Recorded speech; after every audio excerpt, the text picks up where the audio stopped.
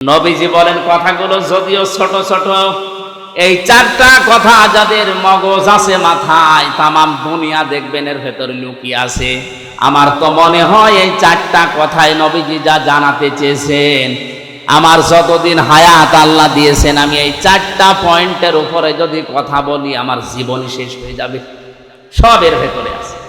আপনি কাউকে ভালোবাসবেন আল্লাহর জন্যে, কাউকে ঘৃণা করবেন আল্লাহর জন্যে, কাউকে দান করবেন আল্লাহর জন্যে, দান করা থেকে বিরত থাকবেন আল্লাহর জন্যে, তাহলে দুনিয়ার থাকে কি?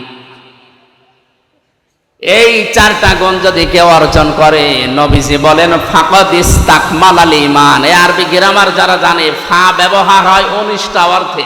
কয়টা? এর 13 নাম্বার কায়দাতে আছে, বালাগাত মান থেকে দেখবেন। এই ফা ব্যবহার করার নিয়ম হচ্ছে, আগের যে বর্ণনা নবীজি করছিলেন বা আপনি করছিলেন, এই কথাগুলো যদি কেউ মেনে নেয়, তাহলে পরের কথায় ফা দিয়ে গ্যারান্টি দেওয়া হচ্ছে।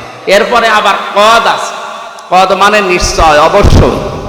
নবীজি বলেন ফাকাদ ইস্তাকমালাল ঈমান। এই চারটি গুণ যদি কেউ দুনিয়ায় অর্জন করে, ও যেন ওর ঈমানকে পরিপূর্ণ করে নিল। জোরে বলেন আল্লাহু আকবার। আমি সহ যারা শুনলাম, এখন থেকে এই হাদিসটার উপরে যেন আমল করতে পারি। নবীজি আল্লাহ তাওফিক দিন। জোরে বলেন আমিন।